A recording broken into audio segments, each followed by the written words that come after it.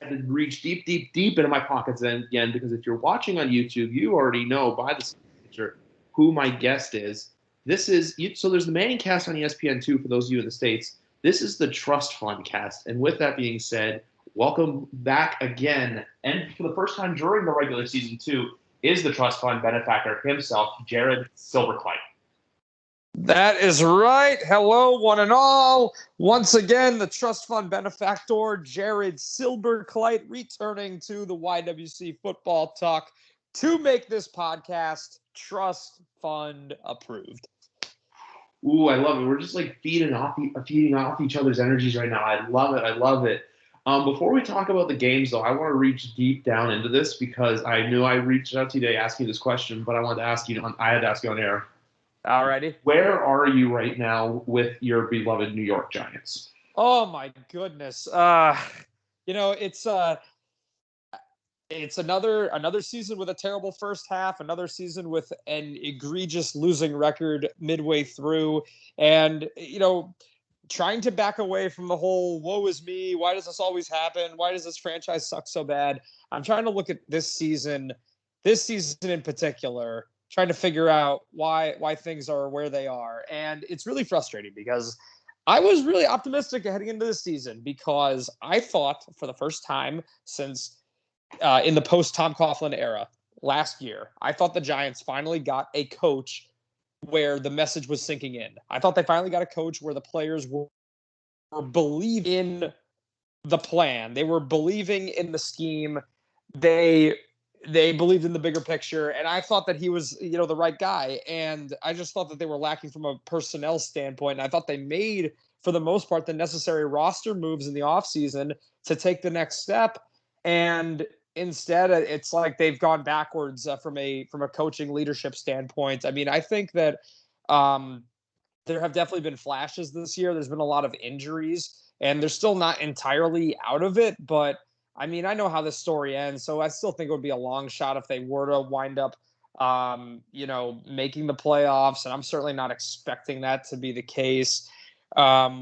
I do think that because people's jobs are probably on the line, I would like to think that there's going to be some serious desperation and they're going to do everything in their power to try to run the table after the bye week. And I guess they have a little bit of momentum after beating the Raiders. But it's frustrating because on one hand, you think, does Joe Judge need more time? But on the other hand, you think, is this guy just not ready to be a head coach right now? And you're probably going to wind up replacing the general manager. And really, who are you as a franchise to tell your new general manager that he must keep Joe Judge as his head coach? So they're putting themselves in another tough position. I mean, I do think that the roster is more talented than 3-6. I do think that in better hands, they would have a better record. I've told friends before that if you put the Giants roster, you put the Rams uniforms on them, and Sean McVay was running the show, I'm sure they would have a winning record.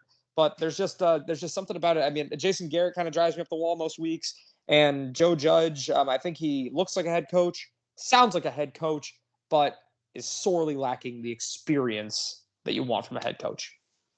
You know what? I agree with the Joe Judge thing. I'm just going to say this with Jason Garrett. I've seen many Giants Twitter, including people who are friends of the show, complain about Jason Garrett on a weekly basis. Yep. Yeah, like I know, look, he's the outlier. He's probably going to be gone at the end of the season. My big one for you guys, though, is I feel like Patrick Graham's mystique, if you will, or his overall, expertise is kind of worn off of it. Last year where it was, we fought, because I know for a while for you guys, offense was always okay, but defense was always the problem. This is obviously in the post-Tom Coughlin era. Because obviously defense is what won you, I would argue, the 2 Super Bowls against New England. Apart from, obviously there were the great plays in those Super Bowls. But I know, 07, that was the Michael Strahan, Justin Tuck, those defenses. But now I feel like last year you had this defense, James Bradbury, hell of a year, Logan Ryan, hell of a year. But then this year, it's kind of okay, you got Leonard Williams signed, and it's trying to figure out where to go. Obviously, Blake Martinez did suffer with a torn ACL, so he's out of the question right now. But as much as the offense is lacking, I feel like, too, there's times where the defense is either on its game or completely out to left field. Like there's no middle ground in between where, hey, it's not like saying it was our best game, but it wasn't our worst game. Like we played okay. I feel like for the Giants, it's either, that Italian soccer coach that went viral who says sometimes maybe good, sometimes maybe shit. That's how I feel like the New York Giants as a whole is this season. Right. Yeah. That's a good analogy. I mean, it really is kind of it's interesting with them because it's not necessarily the same problem with them week in and week out. Although I would argue that the offense is definitely once all the injuries have settled in, particularly Andrew Thomas going down, they've been consistently unimpressive in their ability to move the football down the field. But from a defensive standpoint, they've definitely been hot and cold. I think that they got off to a terrible start. I mean, the first much of September, it was abysmal, and I was just thinking, what the hell happened? They returned all the same players on defense. I was like, what, was losing Dalvin Tomlinson really gonna just cause the whole thing to fall apart? And I just didn't see it. But as the season's gone on, it's definitely gotten better. And there have been games, particularly against the Chiefs and the Raiders recently, and of course the Panthers. Although the Panthers without CMC have just been so abysmal that I didn't want to give them too much credit for that one. But I will say for the last month or so, the defense has definitely rebounded, although we are not seeing the same ball-hawking secondary play week in and week out that we saw last year. Like you pointed out, James Bradbury was unexpectedly a lockdown corner last year, consistently shutting down opposing teams' number one wide receivers. And this year he's had some flashes, but also he's gotten burned a lot. And Logan Ryan, again, on and off. Adoree Jackson, we're just seeing flashes, and that's a very expensive contract. I do think that Xavier McKinney being healthy has really given the secondary a shot in the arm at times and has made up for the poor performances of the guys that we just ran through. And also Azeez Ojulari, great pick. I mean, he's been their best draft pick this year by a country mile, just because of Kadarius Toney not really being utilized to his full potential in this offense. I think Azeez has definitely arrived as a guy who has the potential to be, a real difference maker as an edge rusher for this team going forward. And I mean, they needed that. That was a big hole to fill. And I do think the defense is coming along. Again, like Leonard Williams, not as dominant as he was last year, but we're seeing flashes at times. I think that they're starting to establish that consistency. It's the offense that worries me more than anything.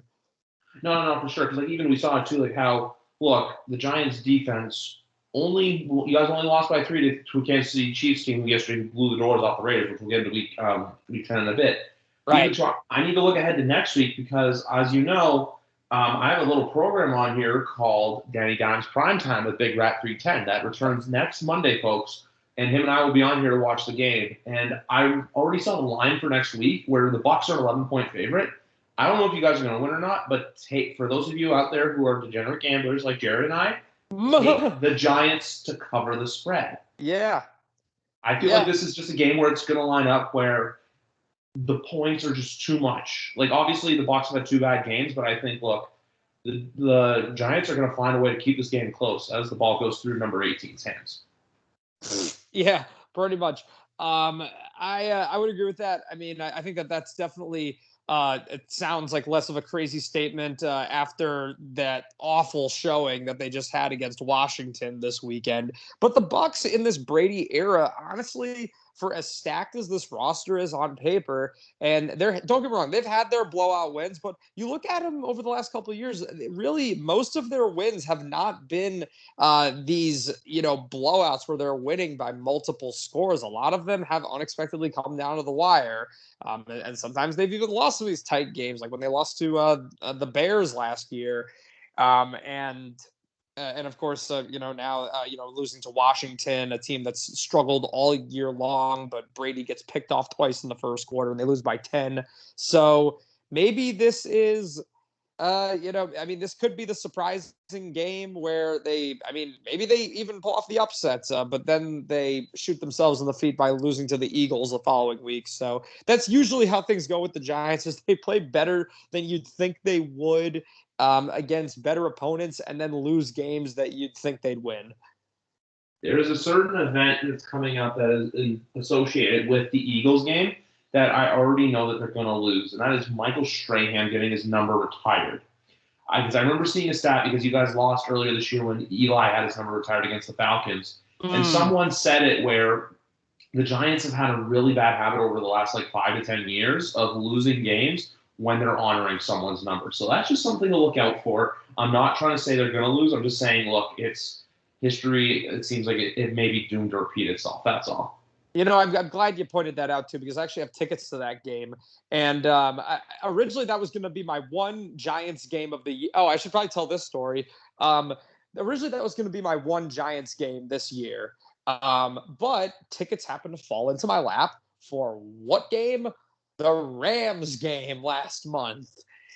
And the funny thing about this is that I had seen the Giants play the Rams at MetLife a few years back in that dreadful 2017 season when they and they had lost 51-17, and then this game was over at halftime as well. So yeah, the Rams come to MetLife. Bad things are pretty much guaranteed to happen. I mean, it can't be as much worse as what Danny experienced yesterday with his New York team. Knowing him, he probably bet against him anyway. Yeah, you know what? Probably. I had the Bills on my ticket yesterday. I'm going to be honest with you. I had the Bills to cover the spread. Because I've learned something. Josh Allen doesn't lose back-to-back. Yeah, no, he doesn't. I think that we can officially declare the Mike White experiment dead. Can we cool down the Mike White hype now? I think it had its cute little moment in the sun, like every backup quarterback does, and then a few years it's going to be, what backup quarterback filled in and won a game for the Jets against the Cincinnati Bengals? And everyone's going to go, yeah, who is Mike White?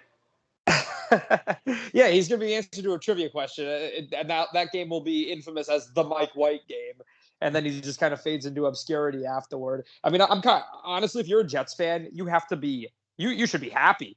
You should be happy that he played that badly, because you do not want doubt being cast this early over Zach Wilson.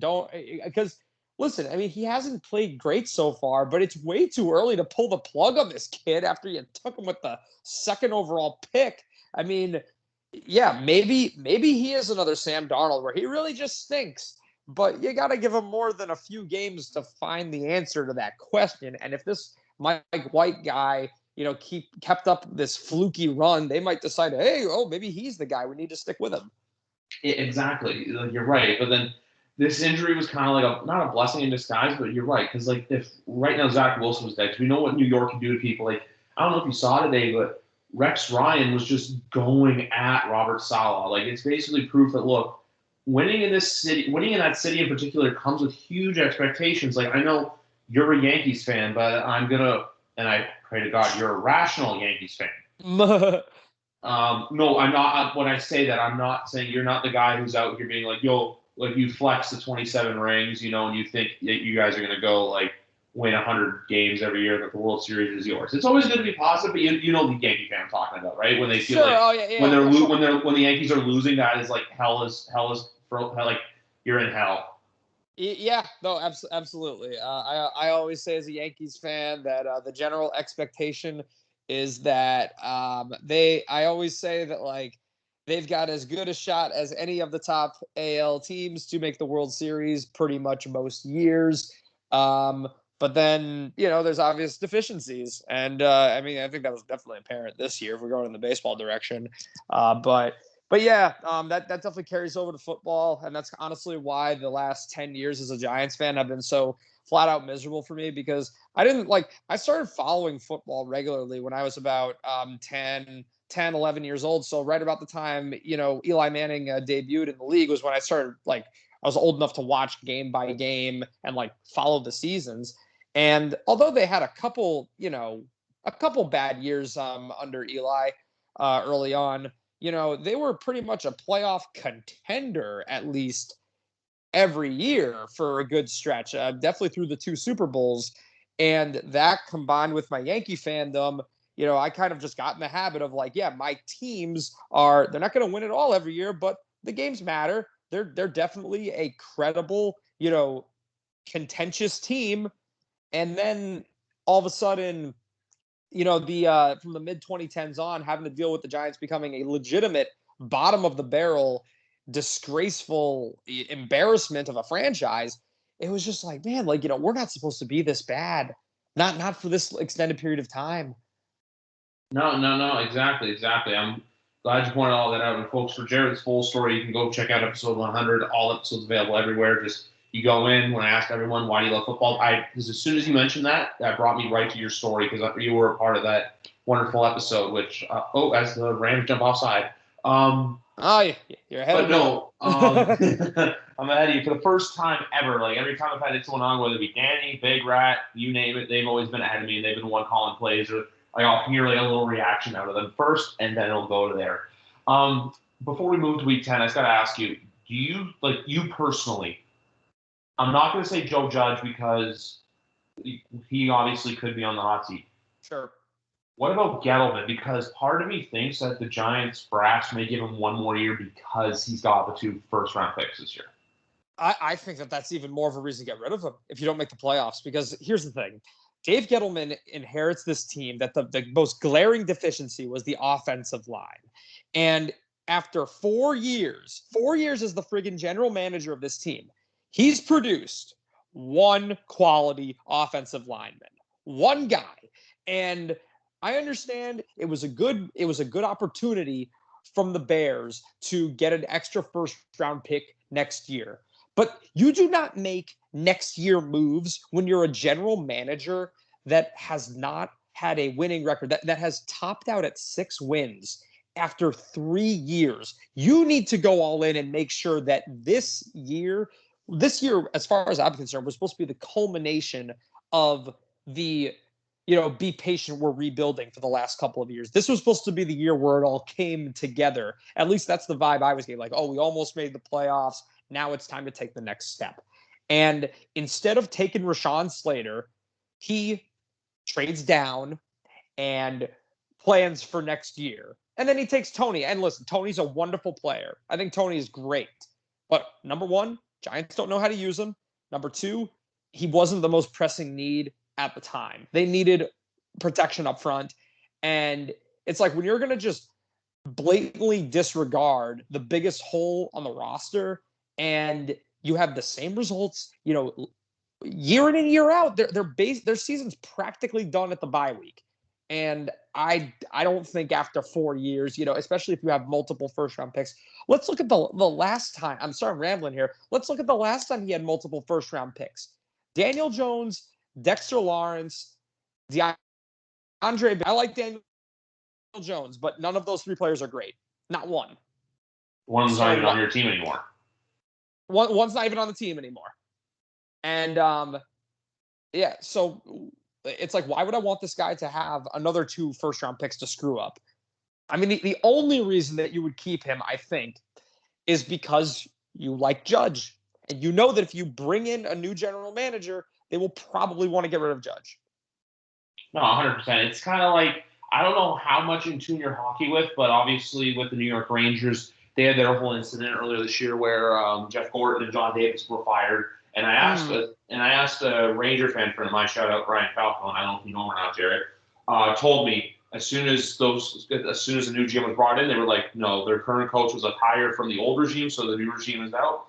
I also too believe in with no matter the sport, especially the NFL though, if you hire a new GM, hire a new coach at the same time. Don't do one or the other because then you know that. Look, you're right. If they bring in a new GM, Judge's days are numbered. Yeah, and the only type of general manager you could hire that would probably be okay with keeping Judge, and it's really just due to his lack of experience is the main thing.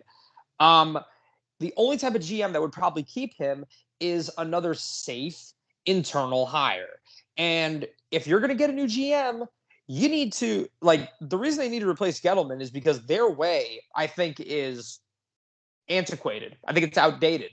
I don't think that they are drafting with to keep pace with where the league is at currently. They need somebody who thinks differently, and thinking differently is more than likely going to result in a coaching change as well. You know what? I completely understand. As I don't know if you just saw it. Nice play. That's going to help me win fantasy.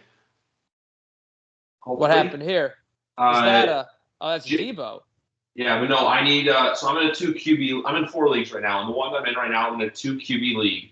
My 2 quarterbacks are Justin Herbert and Jimmy Garoppolo. I need Garoppolo to put up, I believe it's like 18 points to get the win. He's already at, I think, 6 or 7.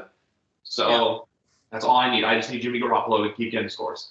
The only other thing I'll say about the Giants, and for as much as I'd like to poke fun at him, I still think that this year, do not draft a quarterback with both of those picks. There are some good offensive linemen. This is obviously a very weak quarterback draft class. I don't know how much attention you pay to the up-and-coming prospects, but a lot of the guys that are coming out, there are going to be some good offensive linemen. Like take Tyler Lindenbaum, for example, lineman out of Iowa, which is the school that just produces offensive linemen. But there's going to be him. There's going to be other guys to look at where this draft is going to have a lot of offensive linemen. There's going to be a lot of defensive linemen. There's going to be a lot of position players that people that see the naked eye are only going to pay attention to the quarterbacks since, you have 2 picks, you can do a quarterback. No. Just because you have 2 first-round picks doesn't mean you have to go out there and get a quarterback.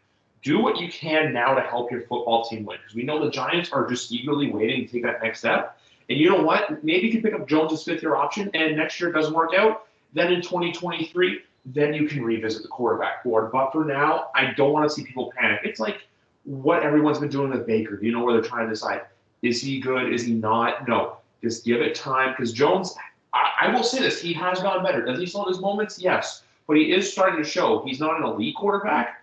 But I think he's capable of being a starter in the NFL. Yep, absolutely. No, I agree 100%. I think that, and I was actually a Jones doubter going into this year. I did not think very highly of him. I was willing to give him the benefit of the doubt and just see how he would do with the new weapons. And and really this year offensively has been an indictment on Jason Garrett more than anything, because it frustrated me to no end. And, you could make the excuse for some games once Golladay and Tony were hurt and they physically weren't there. But early in the season, everybody was healthy. And the team was not being played the way that it needed to be played. I mean, there's been one game so far this entire year where the Giants' new look offense took center stage. And it was when Slayton and Shepard got hurt and they were forced to use Golladay, Tony, and Ross in the Saints game. And it looked like a different offense. Jones threw for 400 yards. They were consistently getting the ball downfield, getting touchdowns. Saquon was also healthy in that game. It was like, this was the team I expected to see. This feels different. And then, when those guys were unavailable, I still think that Jones has done the best that he can. I don't, maybe he's not great enough to make this team great by himself, and he can't make up for all of their deficiencies. But I think that, any team in the NFL needs a good offensive line. You need skill players. And to top it all off, Jones is one of the smoothest running quarterbacks in the entire NFL. And Jason Garrett hardly ever calls those freaking RPOs that he's so damn good at. And I think that you get a new coordinator that can really maximize his skill set, you will see a potential top 10 quarterback. Yeah, exactly. That's all I have to say. But I'm just here to say that because, too, he has, from what I've seen, he has limited himself on the fumbles. It's just there's those little things that if he can work on and just properly execute, it's not like, it's like, for example, I'm going to give a car metaphor. It's like when you take your car to the shop and you know how they try to fuck you and say, like, oh, hey, no, apart from this, you need to get this, and this done, when in reality, your car only really needs an oil change. Right. That's Daniel Jones right now with me. Don't do a complete overhaul on him. Just fix the little things. Make him better, or not even try to make him better at what he's bad at. Try to improve on what he's good at so that for those moments when he does screw up, because look, not every NFL quarterback is perfect. Hell, Patrick Mahomes is top 3 in picks this year already. Yeah. As great as they played last night. But my thing I'm going to say with Jones quickly is, look, so with the whole thing I was saying too with the mistakes, so if you can master the stuff that he is good at, it will camouflage those moments when he fucks up. I would agree. I would definitely agree with that. Yeah, I think you pretty much nailed it. And I'll throw in this. Fourth year in the league, Eli Manning. There's been single game performances better than anything Eli Manning had done at this point in his career, as far as single game quarterback showings and playing with, I would say a comparable cast of characters and a stout offensive line, an elite offensive line. So I would say don't give up hope just yet. Yeah, I think that Jones, I would not draft a quarterback next year either.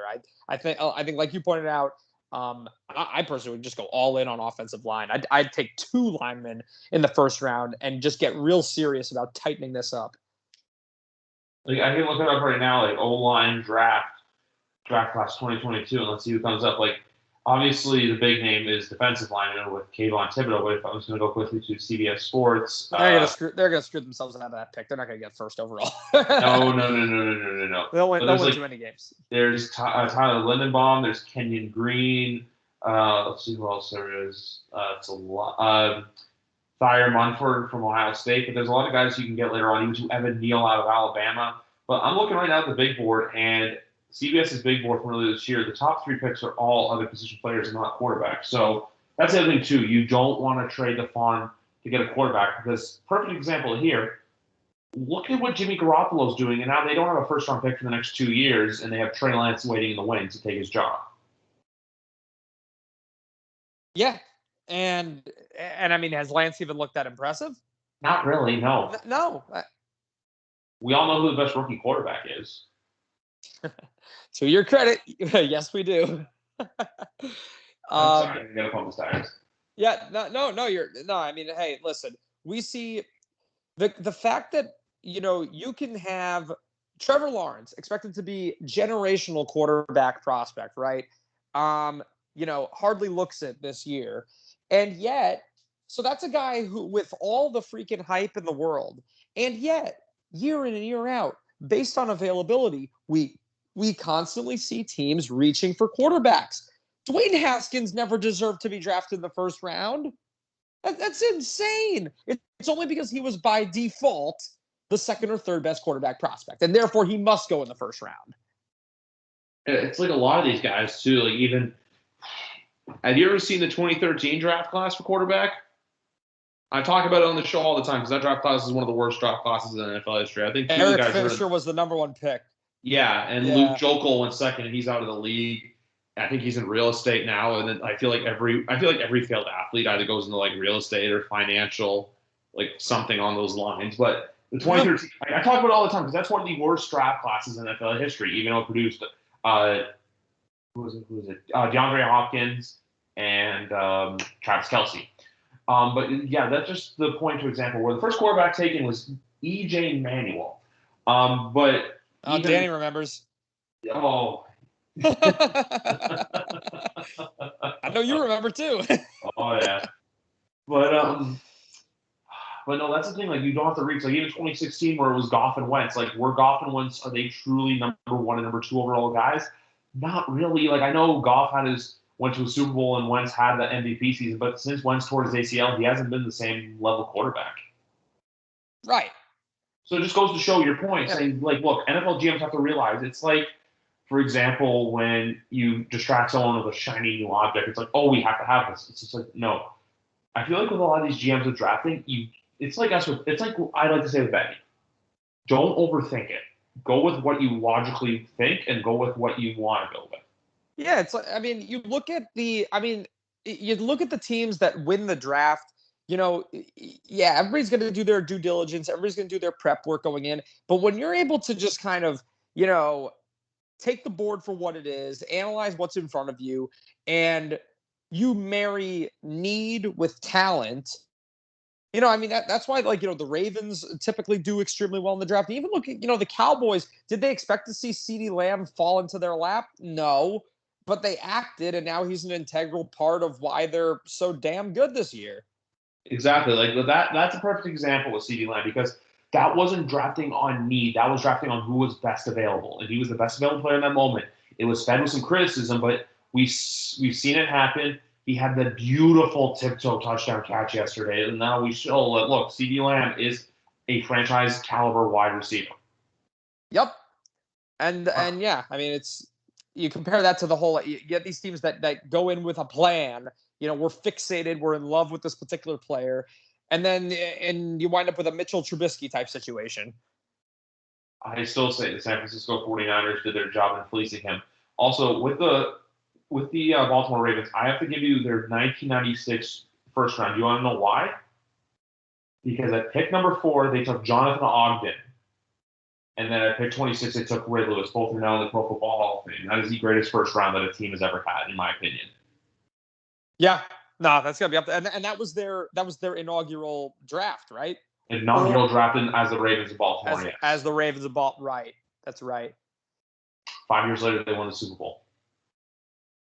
Yeah, that's it, man. It's foundation. Know your identity as a team and build out from there. Yeah, Ozzie Newsome's one of those guys who legitimately could be in the Hall of Fame as a player, which I believe he already is, and he could be in there as a contributor. Yeah, I made my first trip to the Ravens Stadium a couple of years ago when they played the Jets on a Thursday night game in December. Had to have been like 10 degrees outside, but I got a lot of love for that franchise because one of my best buds, him and his brother, are diehard fans, and I got to say that stadium is a tremendous atmosphere for football. That fan base is really passionate. That was definitely one of the more memorable NFL experiences I've had over the last few years. No problem. I've only been to a couple NFL stadiums in my life. I've been to a few, but I've only been for NFL for 2 because 2 don't really count because obviously the only time I went to Miami was for WrestleMania 28. The only time I was for AT&T Stadium was for 32.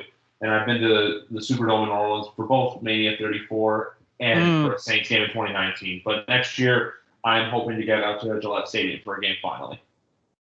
Same here. All the NFL stadiums I've been to, I've been there more for like WrestleMania than football. I've only seen football in a handful of stadiums. I guess it's just easier to plan for, and obviously too, it's like it's the whole once a year thing. But I just want to move on to some of the games from yesterday because there's some we got to talk to. Obviously, look, there were some crazy games like Thursday night, for example, the Ravens beating the Dolphins. The Dolphins beating the Ravens. Excuse me. No, they I wish they did. But for me though, I took like how I'm saying for next Monday night, how to take the Ravens or how to take my mind's all over the place. How to take the Giants to cover the points. I did the same with the Dolphins because I was just like, I had a feeling I'm like, this is too many points. I didn't like it, and the Ravens somehow won. The only downfall of this game is I wish they had counted the Robert Hunt touchdown. Yeah, that was. Oh, he was ineligible, but that was one of the more unbelievable plays you'll ever see. I mean, that was. It would have been. That guy would have lived forever. Like that would have been an irreplaceable highlight clip. You'd see that in montages. They'd show that until the end of time if that counted.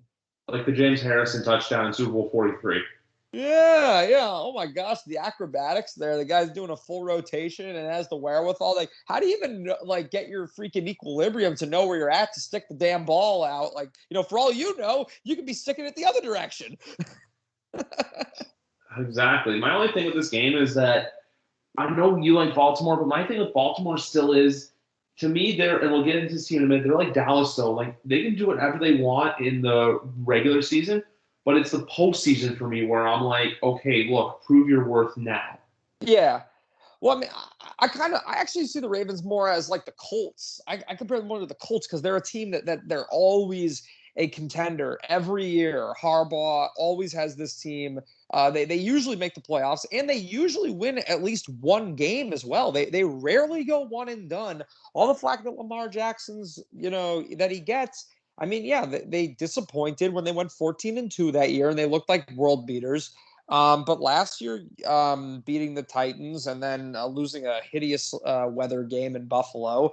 But yeah, I mean, they do. I think it's an Indianapolis Colts Peyton Manning thing where they make the playoffs so often that it's really hard to go to the Super Bowl. And when you're constantly in the playoffs, naturally that means you're losing all these playoff games.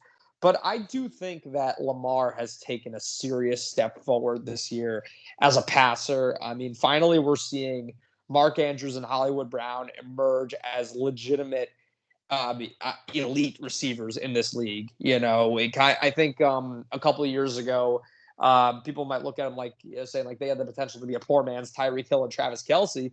And this year, I think we're kind of seeing that come to fruition. And Lamar's having to do more because of all the injuries to their running backs. So now they have a patchwork running back core. And yeah, I mean, that comeback against Indianapolis, that Monday night game, like that was out of this world. And the team ain't perfect. They got injuries. They're banged up with in the secondary. Obviously, again, with the limitations at running back. So they're not running the ball like they have done in recent years, and their defense has not been as locked down as it's been in the past. But I look at the AFC, it's sorely lacking dominant teams right now. I give them as good a chance as anybody. I still think this is the thing I actually love about the NFL this year is that there's parity in the league. Where you don't have, like, obviously, yes, we know the teams that are kind of like at the level where we're like, look, we fully expect them to be there and contending in January. Yeah. But then too, they're the team, like the rest, like this wild card race, it's really like 1 week can change everything for one team. So that's what I like about the NFL. And even to some of the divisional races, I don't think there's going to be, if you had to ask me right now if there's any division spoken for, I would only say probably Tennessee and maybe the Packers and Tennessee and the Cowboys, I would say for sure. Sorry. But no, yeah. And maybe the Packers. I'd only say 3 out of the 8 divisions are probably already spoken for. Like the North, you still don't know. The East, even too. I'm not being biased. I'm not being a homer here. That's still anyone's. There's 2 teams in that division. Of course. The Patriots have been playing so well lately. You guys are only maybe a game behind the Buffalo at this point, or a half game. We're a half. Sorry to cut you off, but we're a half game back because they are 6-3 and we're 6-4. That's what I thought. Yeah. No, absolutely in the race. And I mean, I definitely think that Mac Jones has been playing kind of out of his mind lately. And yeah, I mean, I don't think that people expected the Patriots to take as much of a leap forward offensively as they have. I think a lot of people expected there to be some growing pains. I thought that the Dolphins were going to be, the number 2 team in that division. And I thought that the Patriots were going to kind of struggle bust their way to about an 8-9 record. But yeah, I mean, that now they're right there with Buffalo, and Buffalo,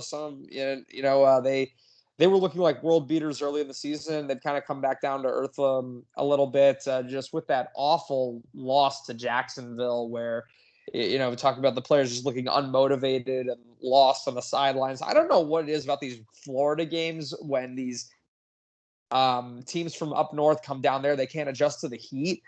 But I don't know. We see some weird stuff. I think that that's kind of what had happened with the Thursday night game as well, because there's something about the Dolphins over the years, even the years where they have worse records, they just seem to play better in Miami. I don't know if because the atmosphere is just really rough on visitors with the humidity. Are you paying attention to what's going on in this game right now? You might be a little ahead of me if something weird just happened. Oh my goodness! Oh my gosh! What? Like, I know the Rams have done this before and stuff. Go for it all, man! Go for it all! Screw it! Oh, this is a game set. I even though I picked the Rams on the spread, I had a feeling San Francisco was going to get this because they needed this game. San Francisco did, yeah, they did. They definitely needed this one after that loss to Arizona. But I mean, no, exactly. So he didn't get it. No. Oh, geez. The angle of it, I didn't realize how far out they were. Shit. Take the points. Take the points. Yeah. I'd understand doing that if this was like a tie game right now, because it's like, okay, look, there's 12 seconds left, but you're down by 14. You're down by 2 scores. Like you said, Jared, take the points. It still would have been a crap, even if they made it. It's a crapshoot if you're going to get the touchdown or not. You can get what, like a crack or 2 at the end zone? Yeah, exactly. And who knows if you get it there? It's one of those plays where if you get it, you look smart. If you don't, you look like an idiot. You Plain look and simple. stupid. Yeah, exactly. I mean, man, the Rams defense lately, it's just it has not been nearly as dominant as they were last year. We just see this all the time in the league. I feel like you see these defenses that are great one season, and then the next year, like they got the reputation and they have the on paper, but for some reason teams are moving the ball down the field on them. Exactly, exactly. I want to, since we were actually just talking about it right before that play, I had to bring it up because I was going to go by my schedule because next game I had was Tampa, the football team, but we'll talk about that in a bit. But I gotta pump my team's tires for a second because yesterday I was just going into the game being like, look, I just want a good, close football game, like a 24-21 kind of game. Instead, I get 45 unanswered points by the New England Patriots. When Cleveland went down the field and ran it perfectly on that opening drive, I'm like, we're in for a long day. But then I was basically saying, it was like Rocky, where he's like, it's not about how hard you can get hit, but it's how hard you can get hit and keep moving forward. That is exactly what the Patriots did yesterday. They got punched in the mouth, and then they punched back until the ref called the game. Or the ref called the fight. That's literally what they did yesterday. And look, I know everyone's focused now on how Cleveland's not exactly there. Baker Mayfield may not be elite. But yesterday, literally, Bill Belichick did what Bill Belichick does best. He takes away what your best player is good at. When you make Baker Mayfield have to throw the ball and you get outrushed, I don't know if you saw this. If the Cleveland Browns get outrushed, he is 0-15 when it's by 50 yards or more. And I think he's only won like 2 or 3 games when it's getting outrushed by, I want to say, under 50 yards. So, like, Cleveland's got some work to do, but even now, like how last week their fan base was, hey, everything's great, everything's fine, we're going to go to the playoffs. This week it's not, like, Pac-Man, we're done, go Cavs, all this stuff. So that's what I mean, where this year, these November games are so important and crucial to the point where, look, this game, and even too, I was saying with the Patriots, they have their game that happened a couple weeks ago against the LA Chargers. I said those games are going to count for what happens in January. Now with New England, look, we're 6-4. This time last year, we were 3-5. So the fact that we're we were 4-5 after this point last year. But still, the fact that it's 2 additional wins more, I haven't felt this good since probably at this time of year since probably 2018 when we were like cruising and going. Obviously, 2019 they went 12-4, but that was the bad loss to Baltimore, and then this time I think was the bye week. So my whole thing with New England this year was like, look, whatever happens, happens. I knew we had improvement, but I was always looking long term. I was doing that too after the Saints game, where we actually got our asses kicked, and we were 1-2 at that point, and then obviously 1-3 for the Bucs. I was like, okay, look, we have our core locked in. We have a window with Matt. But a few games changes that perception where, look, I think playoffs are a real possibility now. I'm not coming out here saying, Super Bowl, 7 rings, all this stuff. No, I still don't think that's going to happen. But I will say this. You can change my tune on that if we do beat the Falcons on Thursday like we're supposed to, the Titans next Sunday, which is going to be a huge game. But in 3 weeks, Monday, December 6th, Patriots go to Orchard Park to play the Bills on Monday Night Football. That game right there is going to go a long way, in my opinion, to determining who wins this division. So if New England can keep this up, I think we're right in there. But if not, and the season doesn't end the way we want it to, look, I think the future is very bright in Foxborough. Yeah, absolutely. I mean, they're definitely set up for, in prime position to nail at least one of those wild card spots, especially with the addition of the 3rd and the 7th seed. And I think that this could definitely be comparable to, Lamar Jackson's rookie year for Baltimore a couple of years ago, where they surprisingly, you thought they were just kind of taking the L on the season for the sake of getting him some reps. But as it turns out, they put some wins together and enough to get to the playoffs. So I think that the Patriots, like you pointed out, this early success can be it can be nothing but good for Mac's development in the future of this team, getting his confidence up, experiencing that instant success as a rookie. And he's playing well too. It's not the team's not carrying him, but he's definitely looked like the best of the rookie quarterbacks by a pretty considerable margin so far. And you look at a team like this that there's room for improvement as far as their personnel on offense. And if you're able to get into the playoffs, whether it's a division title or a wild card spot. Not sure how far they're going to go, but it's a prime. They put themselves in a prime position to build off of this and fortify the team moving forward. And before you know it, the Patriots could be right back to where they were during the Brady years, where they're a perennial playoff contender, division favorite. Because the Bills, the Bills there's a lot of great things about that team, but they're not superhuman, and they're definitely vulnerable. So who knows? Maybe the Patriots will capitalize on this momentum and keep it rolling. No, exactly, 100%. I agree with you on everything. Like, I'll say this now, though. I think that if we were to get into the playoffs, we're that team that no one wants to play. I think we're that team that, we're going to be a hard out. It's not going to be, oh, hey, the Patriots made it. It's like an easy just, hey, look, it's like a bye week game where you're more than guaranteed to make it to the divisional rounds if they win the wild card. Because I doubt we'll get the 1 seed. If you would ask me right now in the AFC, I would put it on the Titans to get the 1 seed. The Titans, I think, still are by far the best team in the AFC. My whole thing with New England is, look, whatever happens, happens. I still think we will make it, though, because of the window and also the fact, too, that, look, there's a lot of teams right now. Like, look at the AFC West, for example. Like, teams like LA, Denver, and Vegas who were prominent but all lost and all are not looking good. Like, the Raiders are starting to Raider, where they get off to these hot starts, but then November, December, they falter and they'll go 3-5 down the stretch. The Colts are a mystery week to week. And then the AFC North, you don't know what you're going to get.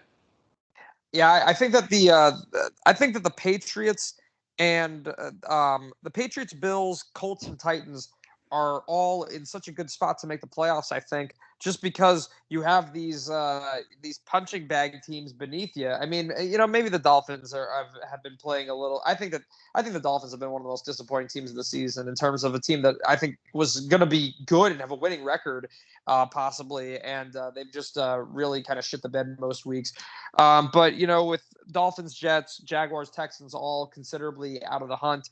There's separation there. Whereas in the AFC North and the AFC West, all 8 of those teams are contenders. So naturally, when you get that, you're just going to get, a lot of trading wins and losses and keeping each other at that 500-ish level. So the Patriots have more of an opportunity to kind of create some separation, even if they miss on the division title, probably lock up one of those wild card spots. I think the AFC North in particular is a division that just absolutely puzzles me because I still maintain I think the Steelers are the worst team in that division, and I think they're going to still finish in last place. And I'm sorry, but if you needed to go to overtime to beat Geno Smith and the Seahawks, and then you go to a tie with the Lions, I don't care that the franchise reputation, the fact that Big Ben is still there, like this team is not that good at all. No, like literally the Steelers are just that team. Like, Ben should have retired after the last season. We all know that. That's like the worst kept secret. Is he still a first ballot Hall of Famer though? Yes, but he's going out on a bad note where everyone's going to look at that and go, "Oh, is he? Is he not?" I don't know. The Bengals, I still think the Bengals are a year away. I think that they're going to have those moments, where they're their own worst enemy, and then they punch themselves in the foot, like they kick, like they basically, what do they not punch themselves in the foot? They find a way to punch themselves in the face. I know that sounds really weird, but that's how I see it with them. And then Baltimore, I think, wins the division, and then Cleveland. I'm going to quote a great pop song from the early 2000s. I am my own worst enemy. That is Cleveland. Cleveland is their own worst enemy. Are they their worst enemy though, or is Cincinnati? I'd still say Baltimore because that's the team that they've always struggled with is the Baltimore Ravens. If they still have to play Baltimore twice, like New England has to play Buffalo twice. I think if you're talking in terms of in terms of the Ravens winning the division. Yeah, I agree with that. I think the Ravens they're the most together of everybody for sure, and I think they're the most talented. But the Browns and Bengals, it's interesting that because I get the feeling like one of them is going to make it and one of them is not because they play in the same division. And the AFC West, I think, there's too much talent there for only one team to make the playoffs over there. So, man, it's going to be really tough. Maybe. If you guys get in, that means that Yeah, if you guys get in, that means between the Colts and those North teams and those West teams, there's going to be a lot of talented teams that aren't going to make it. That's what I still see this year. There was always a list that I prepared going into the year where it was like there was a set amount of teams I can see that making it. And there was 9 teams in the AFC where I was like, okay, look, I think they have a shot to make it. The only ones I did at the beginning of the year were the Bengals, the Broncos. I said the Raiders because I didn't know what to get out of them going into 2021 plus 2. They didn't really have the best free agency and draft. And then obviously the Jags, Texans, and the Jets, because those 3 are just they're just bad. They're not ready to contend. And the Bengals too, because like with the Bengals, we didn't know what to expect. But I still think this year the Bengals are the team, where you need that I think you need that whole, or not, you don't even need it, but I just think that look, when it comes to experience, good teams know how to find ways to win football games during these last now 6 weeks of the season, because obviously we're already in week 11. It's Christmas. Christmas is coming around the corner as I see a Christmas Amazon commercial on my TV. But this is a time of year when, look, good football teams know how to hone in and win football games. That's why I feel like, look, and I'll say this too with Kansas City Chiefs. I still think they're a good team that will win the division, but to go far in the playoffs, they have to beat the Cowboys this Sunday. Because if they go out there and they get clowned by the Cowboys, last week's going to be one of those things, where it was like, okay, it's like, oh, hey, yeah, we killed the Raiders. Yeah, sure. But when you face a true Super Bowl contender, and that pains me to say because I hate the Dallas Cowboys, you need to win that game or win it convincingly. Because if you go out there and you lay an egg against the Dallas Cowboys, then it's back to square one, where this week everyone's like, oh, look, Kansas City, playoff contenders. Like, oh, we're back. We never went away. Look at us. But then now it's like, okay, but if you lose this game, it's, okay, now what? Yeah, no, I definitely hear that. I think that the Raiders have definitely, just with this season, all the drama, with Gruden and then Henry Ruggs, they've kind of forfeited a lot of that early season momentum.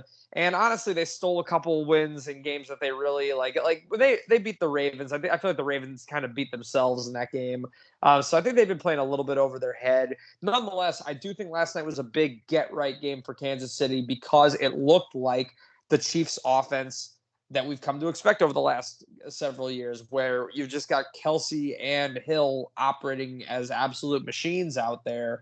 And I do, but that being said, I don't expect the Chiefs to go back to the Super Bowl. It's so hard to go there 3 years in a row. I mean, they're definitely going to be a force to be reckoned with in the playoffs. They're probably going to win a game or two, but I just think it's the year where the Bills and the Ravens, they're going to run into one of those teams and they're going to get beat because they've seen the competition. They have played each other the last several years. The same, like Lamar, Josh Allen, Mahomes.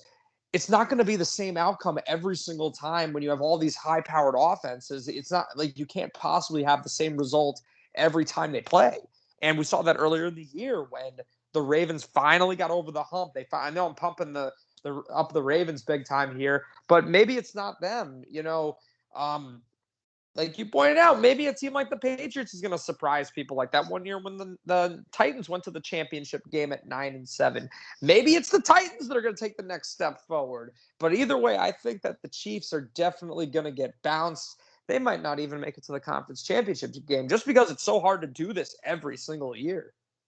I feel like the Patriots created a wrong standard in football by where every team comes out here and thinks, you know what, hey, we can win 6 championships, no problem. We can make it to the conference finals in 2012, 13, 14, 15, 16, 17, 18, 19. Yeah. Where, I feel like Kansas City's on this precedence. I think their fans expect it. Like every year, hey, look, we're going to be playing Championship Sunday, which I will say this until the day I die, but losing that game hurts more than losing the Super Bowl. Because the Super Bowl, you know what? You made it. With the conference championship losses, those ones sting because you were so close. Because why? Because it's all lumped into the playoffs. Exactly. It's still the playoffs, and it's not the game that everybody watches, that the non-football casuals watch. It might be the conference championship, but the casuals aren't watching that game. They're just watching the Super Bowl.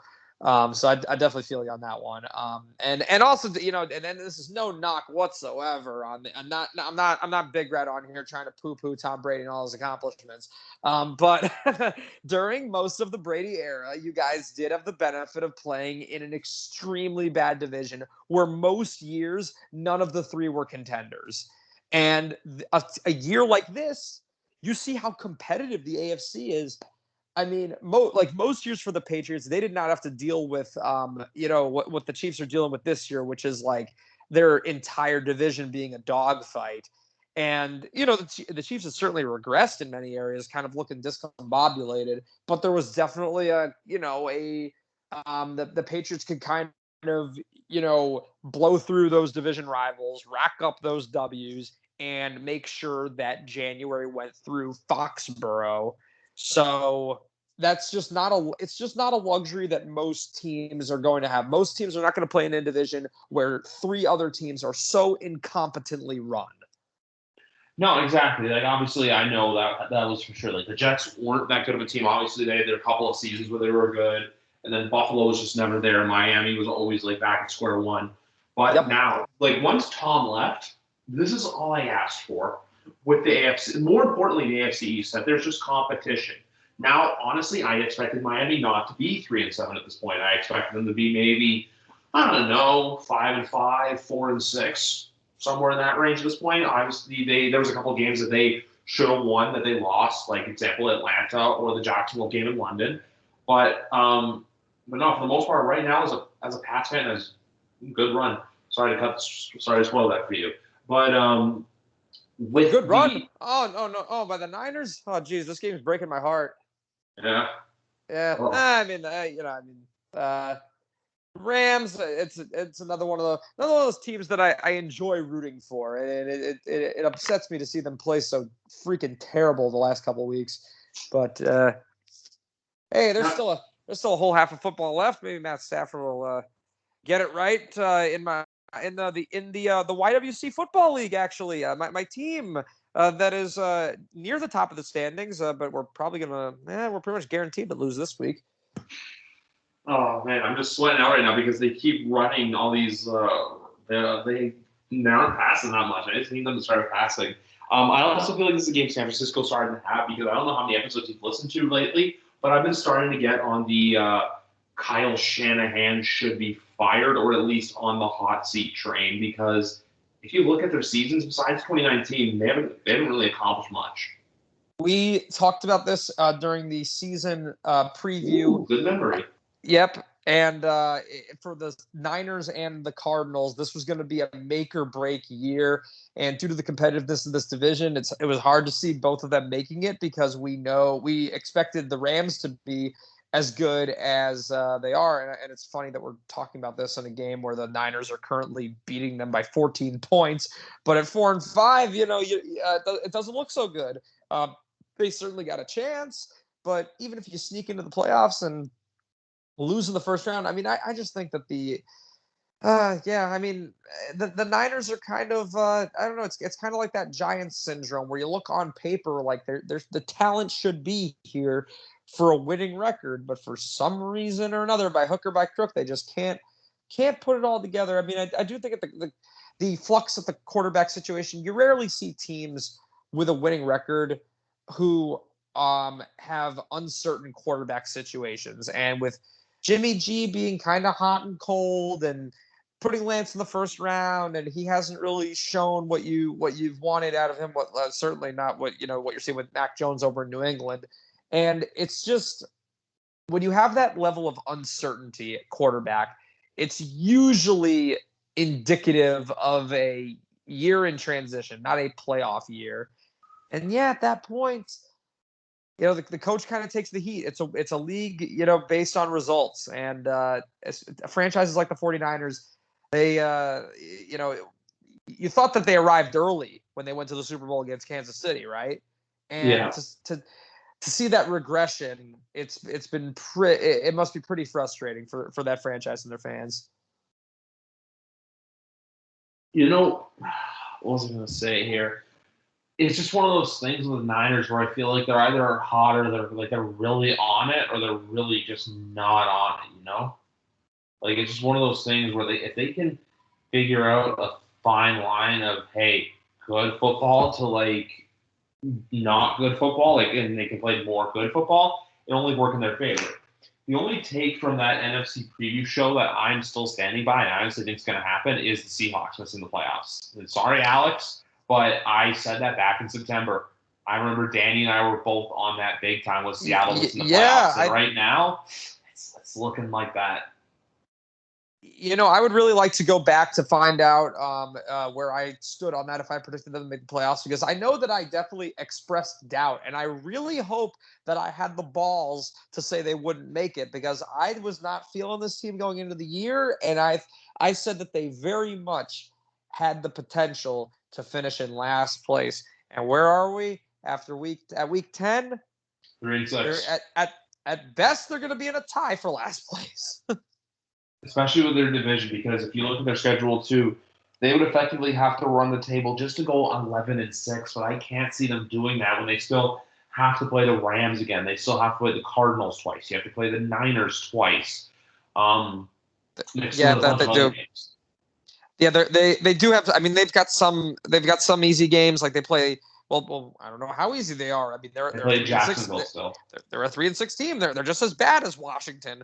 Washington, they play Houston, and they've got the last couple of games are Bears and Lions. So maybe they can get a couple there. But playoffs definitely do look like a long shot, just because over the next few weeks you've got Rams, Niners, Cardinals. They play each of the rivals once more. And there's a week 18, and they play the Cardinals the second time. So they I mean, I'm expecting probably. I mean, looking at this, I'm seeing like 8-9 as like best case scenario, and probably.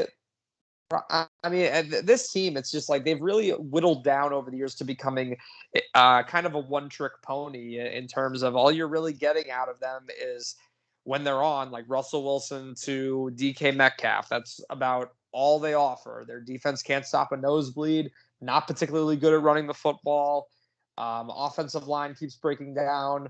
It's just a team that feels like they need kind of an overhaul. Exactly. I think it's just like needs a fresh coat of paint, if you will. Like, I'm not saying Pete Carroll should be fired or anything, but I'm just saying, like, you know what? I think change wouldn't be the worst thing for this team. I feel like how do I say this? I think they're still trying to hang on to the glory days. Like, you know how the Bears fans do, where Bears fans kind of live and die to like 1985. Sure. I feel like the Seahawks won Super Bowl. I feel like some of them they're still trying to feel like, hey, everything's good. You know, our defense is a legion of boom. Russ is going to cook. But in reality, I don't think it's that. I still say this too, that look, Tom Brady, the Patriots broke that team. I know it sounds a little homerish on my end, but like they haven't made it back to even a conference championship game since that season when they lost the Super Bowl. No, I mean it's definitely a worthy point to be made. I mean, you hear about how after that, like it just led to like players, pointing fingers and the distrust of Pete Carroll, and all of a sudden the Legion of Boom splintered very quickly. And it really is amazing in this league how quickly good defenses just get broken up. Like you look at Saxonville a couple of years ago, right? Like, almost immediately all those players were shipped out of town, and they've gone like right back to irrelevancy. And I think, you can kind of trace back to that Super Bowl against the Patriots, because so much that play call is really one of the most pivotal moments in modern NFL history, or maybe all-time NFL history, just because of the how it changed the trajectory of so many careers for the people involved. I mean, you think about if the Patriots lose that game, does Belichick get his way and get Brady out of there a few years earlier than they did? And if so, you're missing out on more rings. Including because obviously this week is Falcons week, and I got to bring it up, 28-3. 28-3. But I'll say this too. I will admit this. I remember that Super Bowl because I remember there was the curse play, and I'm like, not again. Like the same stadium, it's Phoenix, yes, in the University of Phoenix Stadium. and they get the down, and then we stop them. And I remember the interception happened, but I like blacked out in the moment where like I didn't realize what was going on, and then I realized that he intercepted it, and I just like it was like I remember it was at my house, and my parents had some people over. I had a couple of buddies who were Pats fans over, and we all just collectively lost it when we realized like, okay, the Patriots are about to win this game. Yep. Yeah, like honestly, one of the great that apart from that, because I'll say this too, when I'm going to go to 28-3, because I think I told the story before. I didn't think they were going to win until they brought it within 8 with 5 minutes to go in the fourth quarter. And I was like, okay, we got a shot at coming back. I think once they made it a one-score game, yeah, at that point, that was when it was like, okay, it's a wrap. It was. I need you to go on YouTube after we're done here and look up the Dante Hightower strip sack from that game, which I still say to this day is the play that changed the trajectory of that game, because it was third down. We were in Atlanta, it was in Atlanta territory. I think on like their 35-yard line. Devontae Freeman misses his assignment. Dante Hightower sacks Matt Ryan, gets the strip. Alan Branch recovers, and then that's when the Patriots went down and made it. That was 28-12 at that time, and then that's when they went down, got the 2-point conversion, made it 28-20. That was the moment where it was like, okay, like, you know, within one score, late game, Brady, Belichick. Okay, I've seen this story before. I still I think the Falcons are just about the only team in the league that could have done that. I mean, you know, maybe the Lions, they wouldn't have gotten there in the first place, but you wouldn't expect any team that's good enough to make it to the Super Bowl to just lose control to that degree. You know, you got an effective running game, getting away from the run, just leaving the Patriots all the time in the world to get their points. And yeah, I mean, I'm sure it was like Christmas for you, but wow, what an eye roll for the rest of us. Just a complete up and down. I remember I started doing like weird things, like weird superstitions after the Patriots were making plays in that game constantly. And I remember one friend who was just trying to fuck with me, kept like ruining that and everything. So whenever like I would go to like shake someone's hand again, I'm like, no, don't do that, because he's like, you know how you get friends like root against your team just to be like a dick or whatever. But it was what it was. So now I look at all those as fun memories. If we lost, it'd be a different story. As I look on the scoreboard for the rest of week 10, there's not a lot of like significance that like happened, but like obviously there's some big scores, like obviously like Buffalo killing New York, Dallas killing Atlanta, Kansas City beating up on Vegas. The only other one too was like Green Bay beating up on Seattle. But that wasn't even really a beat-up game. That was a struggle bus game that they pulled away in the fourth quarter. It was 3-0 at the end of the third. Oh, shit. I thought it was 30-0 at the end of the half. Sorry, I was driving home from the cottage during the game, so I was only listening. I didn't realize that it was 3-0 until the end of the third quarter. But like obviously it was, when I say it was a blowout, just because obviously it was 17-0. Sure. But with that game though, I don't want to come like I also said this too about that game. I said all week long that game is the under was gonna hit for that game. It was 49.5. Once I found out that the weather was gonna be bad, on top of we didn't know what to expect from Rodgers coming off COVID. We didn't know what to expect from Wilson and his finger, which ESPN apparently made it seem like he was coming back from like a torn ACL. Right.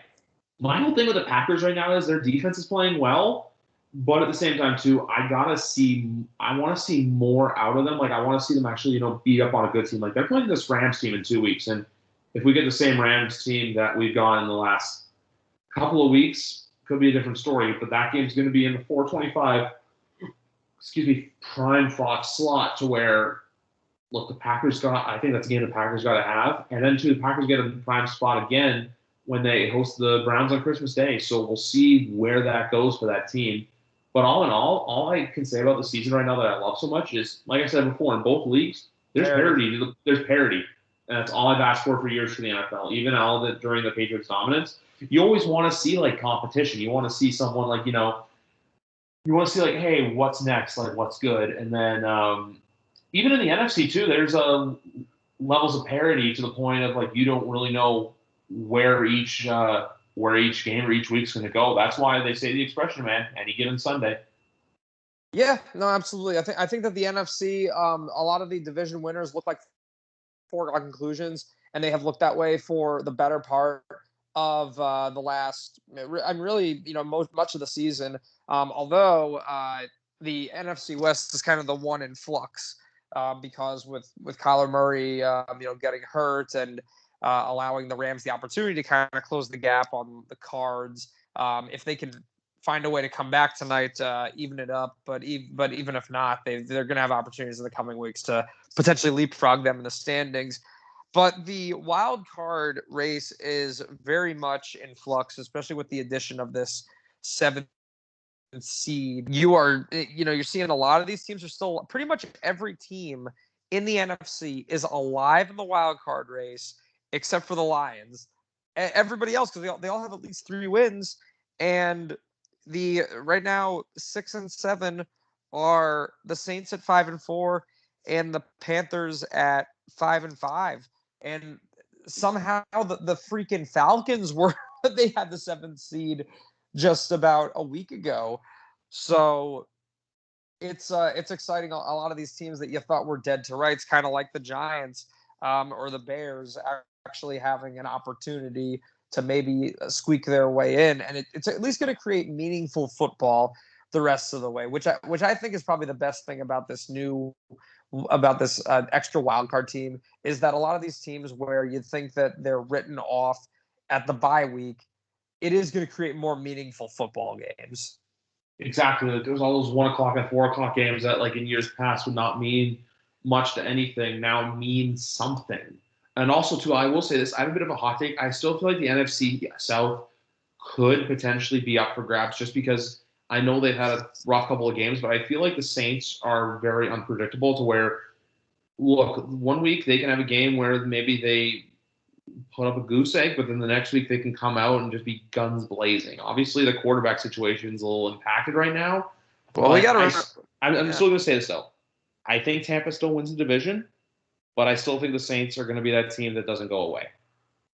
Well, we got to remember. I mean, they were on the road against Tennessee with Trevor Siemian as their quarterback, no Alvin Kamara, and they ultimately lost by 2 points.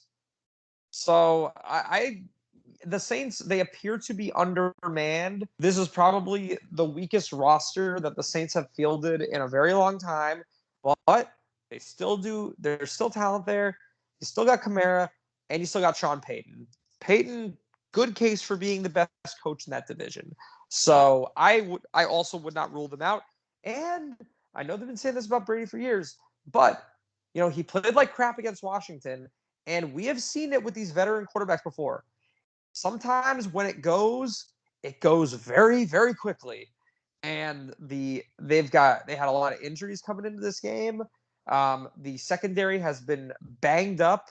Maybe that catches up to them in the second half of this season.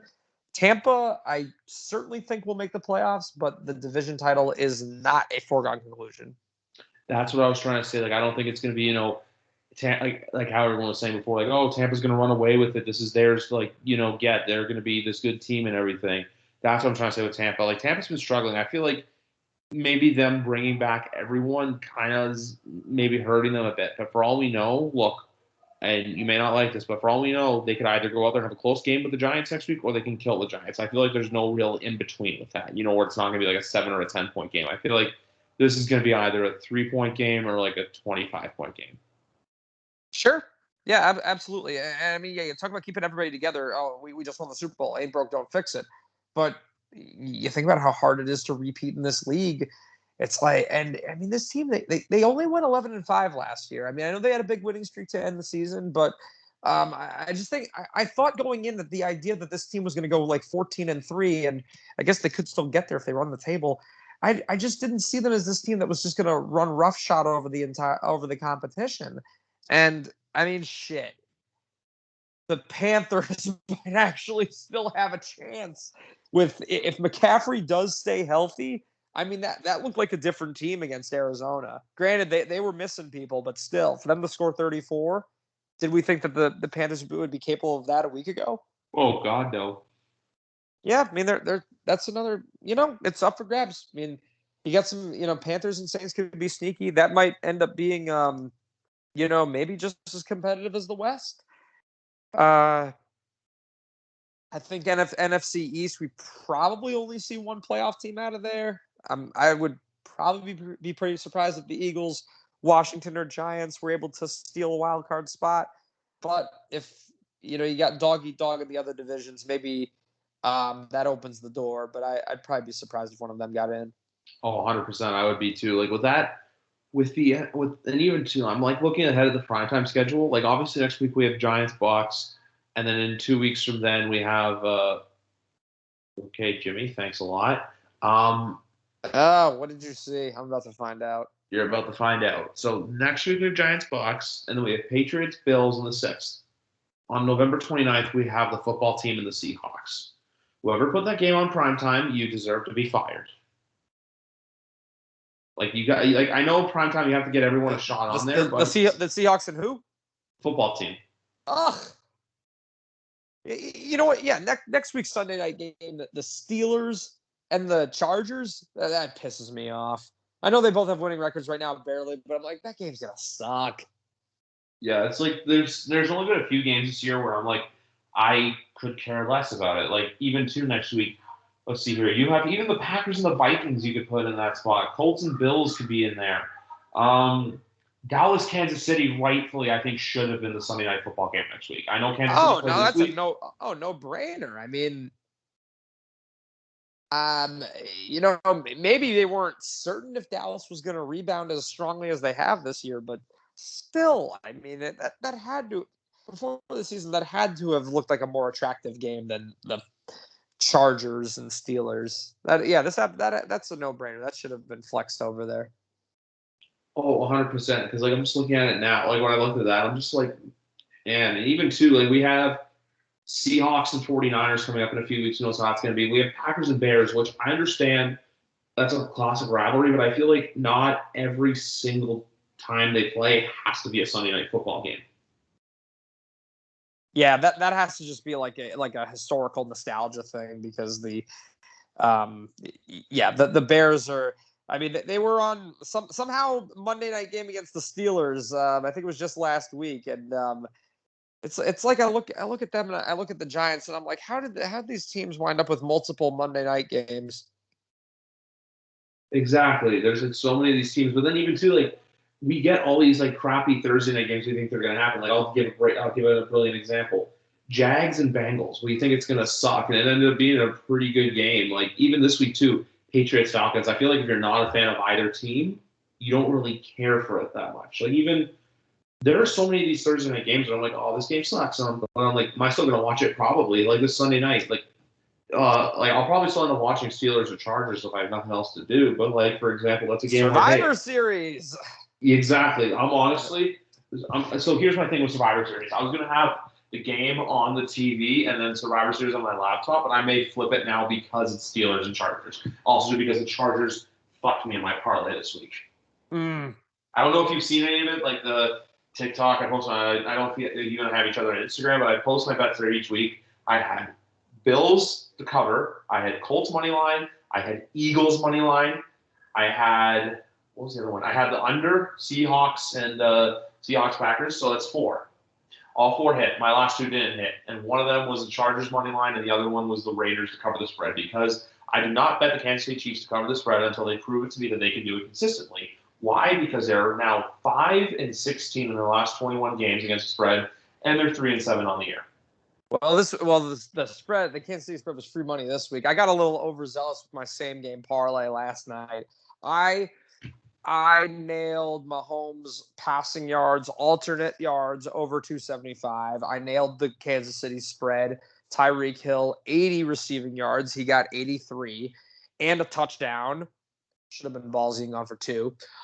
But I also had Josh Jacobs, 60 yards and a score. That didn't happen. I feel like every time with my parlays, I've just been getting, how do I say this? I get like a little too cocky with it where I'm like, you know what? Yeah, I'm going to add an extra game, try to win like an extra $50 or whatever. But then that's when it always backfires on me. Yeah, sometimes you just got to like, go with what you know. And, okay, like I always like operate under the process of if I win a bet, play with house money going forward. And then with that mentality, you kind of think of it like, okay, rather than trying to do this wacky, like, 8 or 9 leg parlay, if there's a handful in there that I feel really good about, then that's going to in turn increase my bankroll going forward to, rather than getting it all at once, just kind of chunk away at it little by little. Exactly. And all I ask for is one profitable Sunday. That's all I ask for. I've been hitting well in NHL hockey this year so far, but man, I just want one profitable Sunday. I actually nailed a pretty good one with the Colts and the Jets. However, I almost got screwed at the end. I had Colts to cover. I had Jonathan Taylor yards and score. Michael Carter rushing yards that he barely got. And I remember everything had lined up. And then the Jets are putting up all these points in garbage time. And then they're coming down the field in the final minute. And if they gotten a touchdown, they would have covered the spread. Whole thing would have been fucked. And I was like having a panic attack on the couch. I'm like, how is this happening? They were winning by 30 points. What the hell's going on? And they snagged that interception right at the last second. I'm like, holy shit, hallelujah. Holy shit. I'm gonna have to confirm this again with him last Monday, but I remember that was like a few years ago. Obviously it was the Saints Vikings playoff game, the Diggs walk-off catch. Yep. I remember that game. Big Rat told me once, he's on here next Monday. I gotta confirm with him what it was, but I remember I think his brother it was either Saints spread or Viking spread, or I think it was Viking spread and Vikings money line. So he obviously, I gotta confirm with him, but he had either one too. So I think it may have been Saints. So, and obviously the Saints lost that game, so I think he lost all his money too, and he realized, look, all that stuff happened. And as I see the Niners throwing the ball on the sideline, all I got to say is please throw the ball Niners so I can actually win fantasy this week. Oh, but they're not going to throw it to Brandon Ayuk, though, because Ayuk is allergic to the football. Is there a more disappointing player in fantasy this year than Brandon Ayuk? Trey Sermon. Everyone was super high on him, and I was just like, I didn't see it. I was just like, look, he's a fifth. I didn't see it. Yeah, he's running backs, though. I mean, yes, Sermon, yes, definitely a disappointment.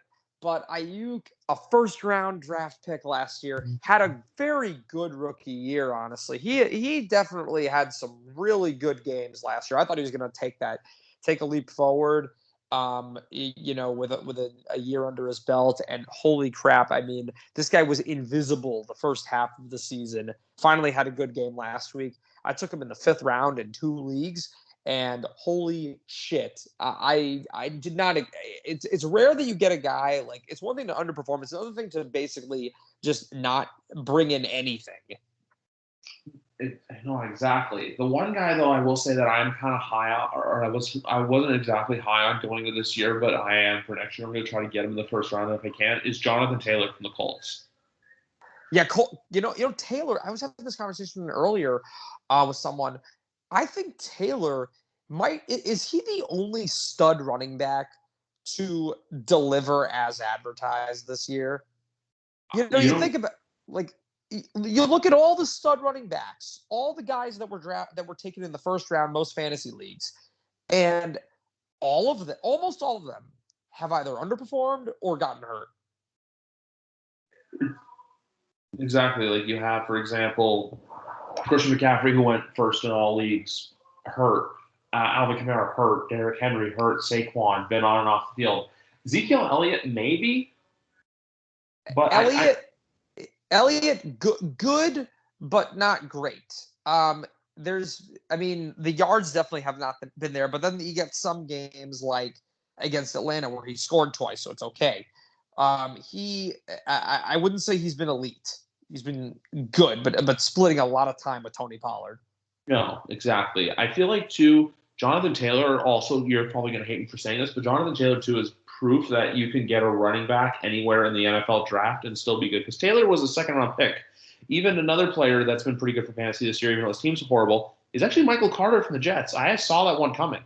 Oh yeah, he's been good too. And then DeAndre Swift, as he's actually getting a lot more volume this year compared to last year, and I think it's really an indictment on the Chiefs for taking Clyde Edwards-Helaire over that guy, because a lot of people at the time thought they made the wrong move.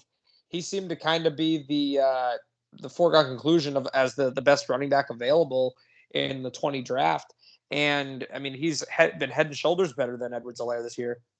Exactly. And even too, you have other guys. And then you have a lot of other guys who are just like they'll have a great week, but then they'll go down. Like Miles Gaskin, for example, has been like that.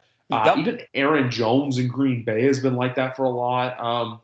The other running back who's really bounced back, though, in my opinion, is this guy's name, James Conner for Arizona. Actually, like he had a really bad year last year with the Steelers, and this year he's bounced back great.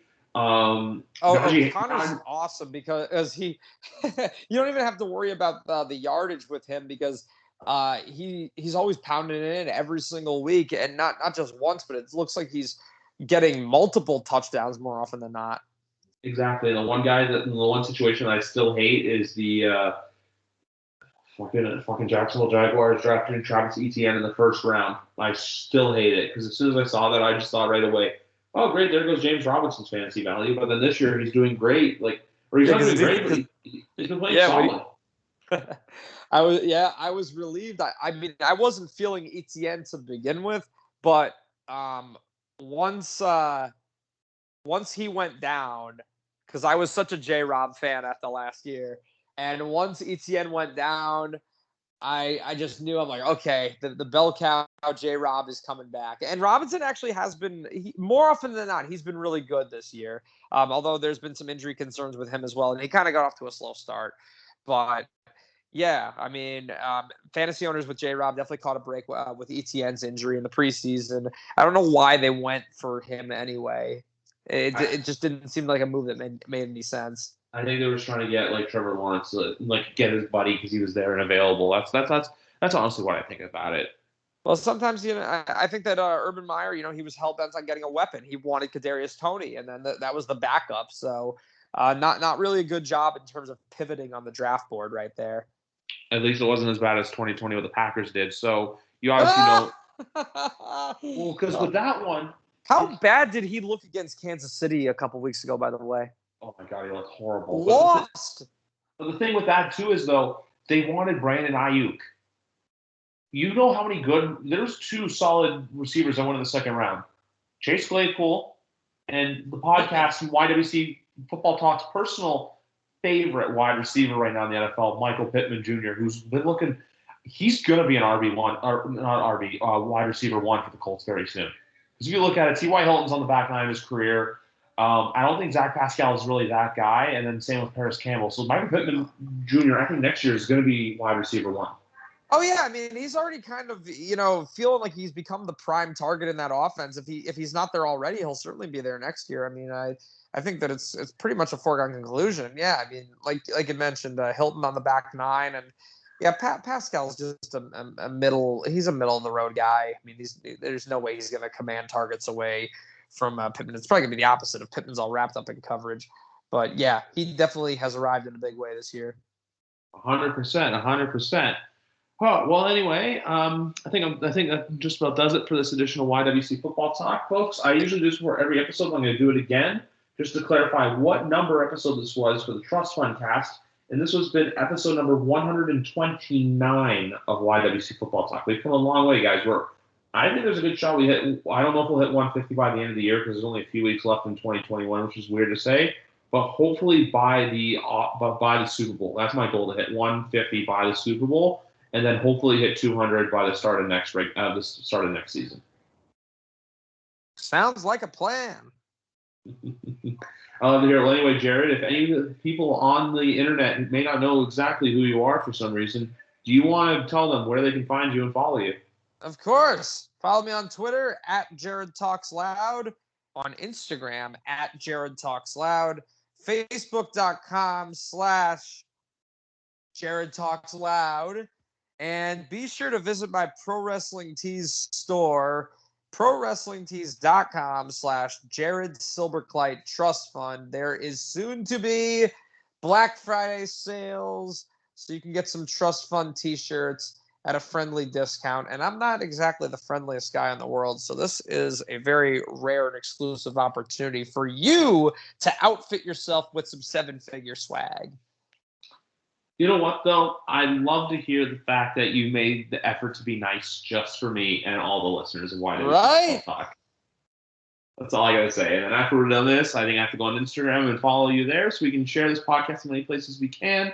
But anyway, folks, that's going to do it here for episode number 129 YWC Football Talk.